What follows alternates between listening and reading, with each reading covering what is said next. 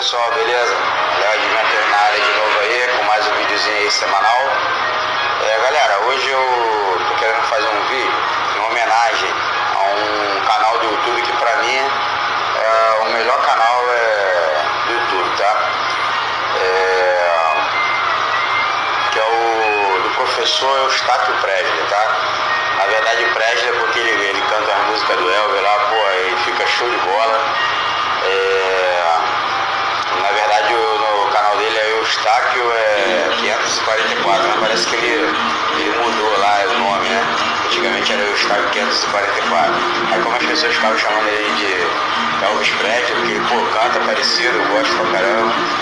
E é uma homenagem a ele, porque pra mim a maneira como ele explica, entendeu? Ele pode ser prolixo, mas para quem tem didática, ser prolixo é show de bola, porque fixa na cabeça. Eu aprendo muito com ele. Os vídeos dele é muito elucidativos, entendeu? E educativos. Um excelente youtuber, para mim é o melhor do Brasil, isso é disparado. O canal dele merecia aí 1 milhão de inscritos, entendeu? Bom dia! Hoje são 24 de fevereiro de 2021, quarta-feira, Brasília, Distrito Federal, Brasil. Mais um vídeo sobre religião. Religião, pura ilusão, pura fantasia, pura superstição. Mais um vídeo trazendo o apóstolo Paulo de Tarso e suas aberrações religiosas. Antes de entrar no assunto, novamente aqui, trago Sigmund Freud, o pai da psicanálise. Freud era judeu e ateu. Este livro aqui, O Futuro de uma Ilusão. A ilusão a que se refere Freud é a religião. Este livro foi publicado em 1927. Mais uma vez, trago aqui o trecho da página 88. Sempre trago isso aí. Vamos lá.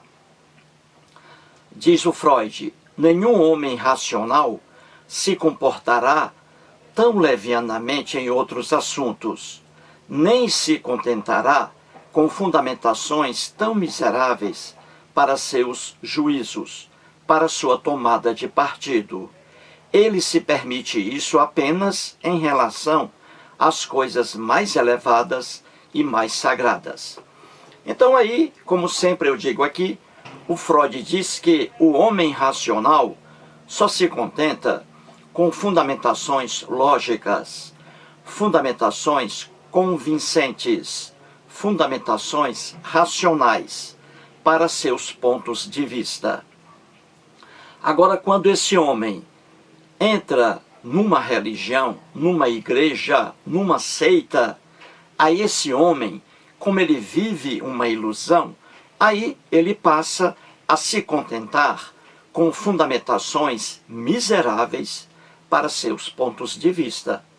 E é isso que estou mostrando aqui em relação ao apóstolo Paulo de Tarso. É para você rir muito com as palavras do apóstolo Paulo de Tarso. É para você rir bastante, porque são muito ingênuas, são muito infantis. Isso aí é tão claro, mais claro do que a clara de ovo. Então vou trazer aqui mais uma passagem do apóstolo Paulo que eu mostrei no vídeo de ontem. Só que aqui mais uma nuance.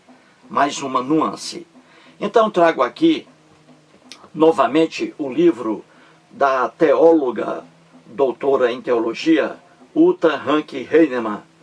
Esta mulher aqui é a mulher que mais conhece teologia, Bíblia, no planeta Terra. Elogiadíssima. Ela estudou teologia com o Papa Bento XVI, Joseph Ratzinger. E neste livro aqui, na última parte dele, no último capítulo, o título Minha Grande Decepção. A decepção dela com o Joseph Ratzinger. E aqui o livro Eunucos pelo Reino de Deus. E aí, Igreja Católica e Sexualidade, de Jesus a Bento XVI. Este livro aqui é o melhor que existe, sobre a sexualidade e a visão cristã. Este livro aqui é o melhor, não existe nenhum outro. E aqui uma teóloga que conhece profundamente a Bíblia. Então veja aqui o que ela diz, começando na página 19. Ela diz assim, acompanha aí. A noção, veja bem, a noção de que o sexo tem de ter finalidade procriadora, caso contrário, será visto sob o estigma negativo do prazer e não à luz do amor, deixou marca duradoura no cristianismo. Vou reler. A noção de que o sexo tem de ter finalidade procriadora, caso contrário, será visto sob o estigma negativo do prazer e não à luz do amor, deixou marca duradoura no cristianismo.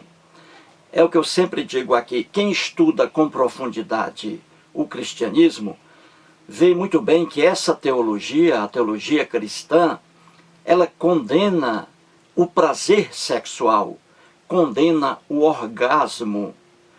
Para os cristãos extremamente ignorantes, que estão no Novo Testamento, há 2000 anos, numa região atrasadíssima, eles nada sabiam sobre sexualidade, nada sabiam sobre reprodução humana, eles nada sabiam sobre o amor, o verdadeiro amor. Por isso mesmo, eles criticavam o prazer sexual, fazer sexo apenas pelo prazer, apenas pelo orgasmo. O cristianismo, em sua profunda loucura. Sexo, a sexualidade para eles, a regra seria o bom evitar, mas não conseguindo controlar um impulso sexual, que as pessoas procurassem o casamento. Mas a regra geral era essa, a não prática do sexo dentro da teologia cristã. E o sexo visto apenas como a função procriadora, hostilizando o prazer, o orgasmo. Então o cristianismo é uma visão negativa, uma visão deturpada da sexualidade. Qualquer especialista em sexualidade humana sabe que o sexo é prazer, não só procriação. Sexo é prazer, é a satisfação sexual que é benéfica ao corpo humano, é benéfica às pessoas. Qualquer especialista em sexualidade sabe disso, que você deve procurar o orgasmo, o homem, a mulher, numa relação sexual. Uma relação sexual só será feliz se ambos os cônjuges chegarem ao orgasmo. Qualquer especialista sabe disso. Só que os cristãos ignorantes não sabiam disso. Eles hostilizavam o prazer, o orgasmo. Isso era uma coisa imunda para os cristãos. Uma coisa que é natural, para eles, uma coisa imunda. Veja a ignorância dos cristãos. E aqui, novamente, o apóstolo Paulo de Tarso com essa propaganda aí. E mais uma nuance em relação à passagem que mostrei ontem. Só para você entender como os cristãos têm uma visão negativa do prazer, do sexo. Veja, é fácil você fazer esse teste. Procure um cristão aí em sua casa, um vizinho seu aí, e diga a ele o seguinte, meu amigo, o Jesus fazia sexo com Maria Madalena. Diga isso para um vizinho seu, um cristão. Ele, coitado, levado a erro pelos líderes religiosos, esse cristão aí vai dizer que você está blasfemando, que isso aí você está maculando a imagem de Jesus, dizendo que Jesus manteve relações sexuais com Maria Madalena. Esse cristão vai ficar com raiva de você. Viu aí a ignorância do cristão? Ficar com raiva de uma pessoa porque diz que um certo homem praticou sexo. Desde quando uma pessoa vai se ofender, um homem vai se ofender quando alguém diz que ele praticou sexo? Desde quando ele vai se ofender? Nunca. Porque o sexo é uma coisa natural. Mas o cristão, quando ele ouve que Jesus fez sexo com Maria Madalena, ele se acha ofendido, o cristão. Porque estão atribuindo a Jesus uma coisa suja, que Jesus não fez sexo. Como se não fazer sexo fosse uma coisa pura. Viu aí a ignorância dos cristãos?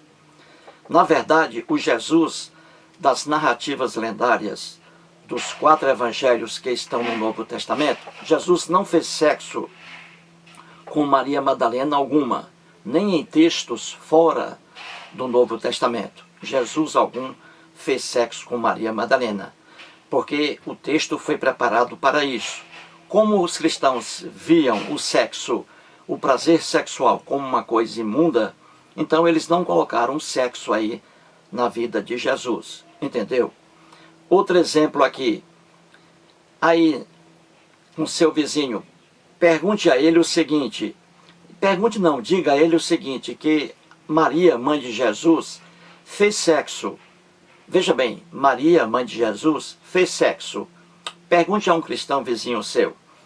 O cristão aí, o evangélico, ele vai dizer, sim, que Maria fez sexo, mas só depois do nascimento de Jesus. Que Jesus foi concebido não por sexo, o evangélico vai dizer isso, mas que depois de Jesus, Maria, sim, fez sexo com o esposo dela, o José, e teve mais filhos. O cristão evangélico vai dizer isso a você. Já o cristão católico é pior ainda. Ele vai dizer que a Maria, mãe de Jesus, nunca fez sexo com o próprio esposo dela, dentro de casa, convivendo ali diariamente. Então, se você disser a um cristão católico que a Maria, mãe de Jesus, fez sexo com o esposo dela, esse cristão vai dizer que você está blasfemando contra Nossa Senhora, contra a Virgem Maria. O cristão católico vai dizer isso. Viu aí? Porque colocaram na cabeça dele essa teologia cristã que vê o prazer sexual como uma coisa imunda. É por isso que os cristãos tratam a Maria, mãe de Jesus, por imaculada, porque não tem mácula, porque é uma mulher que não fez sexo. Então eles tiram o sexo da vida de Maria, eles tiram o sexo da vida de Jesus. Então veja, quando é que uma mãe vai se sentir ofendida quando alguém diz que ela praticou sexo? Minha mãe, Dona Gerarda, já falecida, minha mãe Gerarda Lins, teve 19 filhos. Minha mãe praticou várias relações sexuais com meu pai. Várias relações sexuais com meu pai. Eu estou ofendendo minha mãe por dizer que ela praticou sexo? Nunca. Mas se você disser em relação a Maria, que era casada com José, os cristãos católicos vão dizer que Maria nunca fez sexo. Porque a teologia cristã, que é uma teologia doentia, vê o sexo como uma coisa imunda, imaculada. Então eles tiram o sexo da vida de Maria, a lenda da concepção virginal, lenda. E também eles tiram o sexo de Jesus com Maria Madalena. Certinho, gente?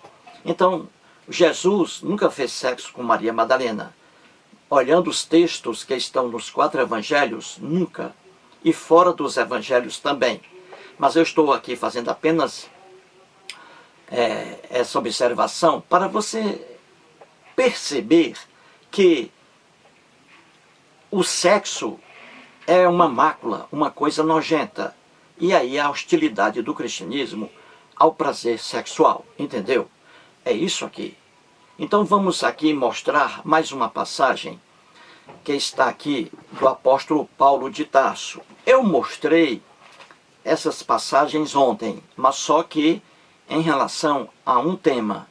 Aqui as mesmas passagens, só que em relação a mais um tema. E você vai rir muito aí. E o que eu mostro aqui é para que você perceba a ingenuidade das palavras atribuídas ao apóstolo Paulo de Tarso. Então vamos aqui na primeira carta do apóstolo Paulo de Tarso aos Coríntios. Então vamos ver aqui, Coríntios, capítulo 7. Então vejamos aqui, eu mostrei isso aqui ontem, mas só repito, com outro tema. Aqui é outro. Então vamos lá, veja o que o apóstolo Paulo de Tarso aconselha as pessoas aqui de sua época. Então veja, 1 Coríntios, primeira carta do apóstolo Paulo aos Coríntios, capítulo 7. Veja aí, vamos ler os capítulos 7, 8 e 9. Vamos lá. Ele escreve assim: quero que todos os homens sejam tais como também eu sou. No entanto, cada um tem de Deus o seu próprio dom. Um na verdade, de um modo, o outro de outro. E aos solteiros e viúvos digo que lhes seria bom se permanecessem no estado em que também eu vivo. Caso, porém, não se dominem, que se casem, porque é melhor casar do que viver abrasado. Até aqui você vê que o apóstolo Paulo está fazendo uma propaganda a favor da castidade. Veja aí, a favor do afastamento das relações sexuais. Ele aí diz que ele deseja que todos os homens fossem iguais a ele, castos, e que permanecessem assim. E ele diz aí no versículo 8, com mais clareza ainda: e aos solteiros e viúvos, veja aí, entendeu? Aos solteiros e viúvos, ou seja, os solteiros jovens, homens e jovens e mulheres, deveriam permanecer virgens, castos. E os viúvos aí, já que se casaram uma vez, a mulher morrendo, os viúvos aí deveriam ficar viúvos, não procurar outra mulher. Seria aí a regra ideal para a felicidade do apóstolo Paulo de Tarso. E continuando aí, veja mais à frente, no mesmo capítulo, versículo 27, ele diz assim: estás casado? Faz a pergunta. Não procures separar-te. Estás livre de mulher? Não procures casamento. Viu aí? Ou seja, não procures relação sexual. Ele ligando aí casamento à relação sexual. Entendeu? E mais à frente ainda, no mesmo capítulo, versículo 38, ele diz assim: e assim, quem casa a sua filha virgem, faz bem. Quem não a casa, faz melhor. Viu aí, gente? Quem não a casa, faz melhor. Então você vê aí que essas passagens, repito, mostrei-as ontem, no vídeo de ontem. Só que aqui é outra nuance. Então você vê aí que o apóstolo Paulo de Tarso, como cristão, ele fazia propaganda contra o sexo e principalmente contra o prazer sexual, contra o orgasmo. Você entendeu? E essa ideia maluca do apóstolo Paulo contra o orgasmo, essa ideia se proliferou no cristianismo, depois com vários outros que vieram depois. O Santo Agostinho e o Tomás de Aquino, por exemplo, grandes formadores da teologia católica. A Uta Hanke Heinemann, em seu livro aí, ela diz que esses cristãos aí, Santo Agostinho, por exemplo, e Tomás de Aquino, eram neuróticos sexuais. Porque viam o prazer sexual, o orgasmo, como uma coisa imunda. É a ignorância da teologia do cristianismo. Você entendeu? Então veja aí, o apóstolo Paulo, nessas passagens que eu acabei de ler, capítulo 7, do primeiro livro aos Coríntios, ele aí fazendo propaganda, o ideal do apóstolo Paulo era o de que as pessoas, os homens, fossem castos como ele, e as mulheres também fossem virgens eternamente. Então veja a maluquice que está aí. Será que você percebe alguma maluquice nessas palavras do apóstolo Paulo de Tarso ou não? Veja bem, ele pregando aí a não prática do sexo, o ideal para ele, que os homens ficassem castos e as mulheres virgens. Será que você não percebe alguma maluquice nessas palavras do apóstolo Paulo ou não? Você não percebe? Veja bem, imagine aqui, vamos traçar um caso hipotético. Se todos os moradores da terra, há 2000 anos, na época do apóstolo Paulo, um caso hipotético, claro, utópico, mas se todas as pessoas do planeta Terra, na época do apóstolo Paulo de Tarso, passassem a seguir esse conselho dele, os homens ficassem castos e as mulheres permanecessem virgens, o que aconteceria com a humanidade? O que você acha? Veja, esse raciocínio não é complicado. Não é um raciocínio complicado. É simples. O que você acha? Se todas as pessoas, na época do apóstolo Paulo de Tarso, todas as pessoas permanecessem castas, permanecessem virgens, o que aconteceria com a humanidade? O que você acha? Aí, parabéns. Você é uma pessoa inteligente.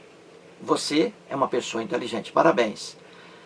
O que aconteceria? Seria o fim da humanidade. Se os homens da terra, na época do apóstolo Paulo, permanecessem castos e as mulheres virgens, seria o fim da humanidade. O apóstolo Paulo nem necessitaria de uma bomba atômica para acabar com a vida no planeta Terra. Não. Bastaria que as pessoas aí seguissem as palavras dele, parassem de fazer sexo. E seria o fim da humanidade, entendeu? Porque na época do apóstolo Paulo, há 2000 anos na Palestina, a relação sexual, ou melhor dizendo, a procriação, uma mulher, na época dele, só ficava grávida por meio de relação sexual. Então, se parasse a relação sexual, não haveria reprodução de seres humanos. Seria o fim da humanidade. Então você vê o apóstolo Paulo aí, em sua ignorância, pregando o fim da humanidade. Você entendeu a ignorância do discurso dele? Seria o fim da humanidade. Porque naquela época só havia reprodução por meio de relação sexual. Hoje não. Hoje uma mulher pode ficar grávida sem relação sexual. Temos aí a inseminação artificial. Temos aí a fertilização in vitro. Entendeu? Então você vê facilmente que esse discurso do apóstolo Paulo, pregando a favor da abstinência sexual, pregando a favor do celibato, você vê que isso aí é uma loucura. É a pregação do fim da humanidade. Você vê facilmente a ingenuidade do discurso. É como diz o Freud, o homem religioso, quando ele entra numa religião, numa igreja, numa seita, ele passa a fazer uso de fundamentações miseráveis para seu ponto de vista. E aí está o exemplo, o apóstolo Paulo, pregando a abstinência sexual, pregando a virgindade. E isso aí levaria, se todos seguissem o conselho dele, isso aí levaria ao fim da humanidade. Não haveria um ser humano hoje na Terra, só os animais irracionais. Certinho, gente? Mais um vídeo e muito obrigado.